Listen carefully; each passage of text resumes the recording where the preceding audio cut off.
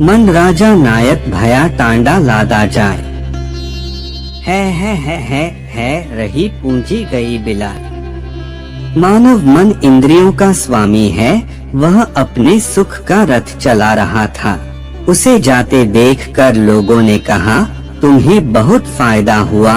यह सुनकर मन बहुत खुश हुआ और उसे बहुत गर्व महसूस हुआ। इस दोहे में गुरुजी कह रहे हैं कि मन बहुत मूर्ख है, क्योंकि वह नहीं जानता। वह सांसारिक इच्छाओं से बंधा हुआ है और उसने पुण्य पूंजी से अर्जित बहुमूल्य धन खो दिया है।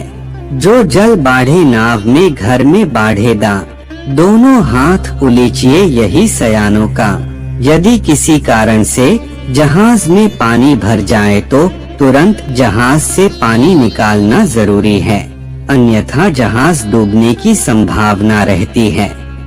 इसी प्रकार यदि किसी को बहुत अधिक धन प्राप्त हो जाए तो उसमें अनेक प्रकार के अहंकारपूर्ण दोष उत्पन्न हो जाते हैं। इसलिए संत गुरु कबीर कहते हैं कि जहाज में पानी भरने पर जैसे जहाज पानी में डूब जाता है, वैसे ही यदि अधिक धन संचय करोगे तो विपत्ति का सामना करना पड़ेगा।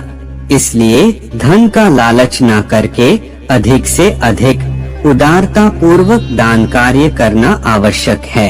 खाए पकाए लुटाए ले यह मनुवा मिजमान, लेना हो सो ले ले यही गोय मैदान। गुरु कबीर दास इस दोहे में कहते हैं कि स्वयं पकाओ खाओ और दूसरों को भी भरपेट खाने का अवसर दो। जितनी जल्दी हो सके धन का लालच किए बिना दान करो। यह मन अभी मौजूद है और कुछ क्षणों के बाद समाप्त हो जाता है, क्योंकि मन एक चिड़िया की तरह है, यह हर जगह घूमता रहता है। इसलिए यदि मन में अच्छा करने की इच्छा हो तो उसे तुरंत कर लेना चाहिए। जहाँ न जाको गुण लहे तहाँ न ताको ठाव, धोबी बस के क्या करे दिगंबर के गांव। गुरु कबीर दास कह रहे हैं कि जहाँ गुणों का सम्मान ना हो वहाँ रहने का कोई जरूरत नहीं है। उदाहरण के लिए गुरु कबीर दास कहते हैं कि जहाँ दिगंबर रहते हैं वहाँ धोबी का क्या काम, क्योंकि दिगंबर कपड़े नहीं पहनते हैं। इसीलिए गुरु कबीर दास कहते हैं अपनी संगति और प्रकृति के अनुकूल वातावरण में रहना सबसे अच्छा है।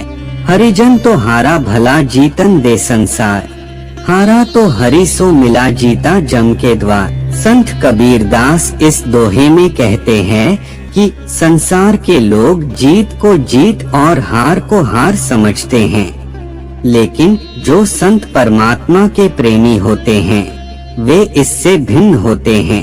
अच्छाई की राह पर चलने के लिए बुराई की जीत से बेहतर है।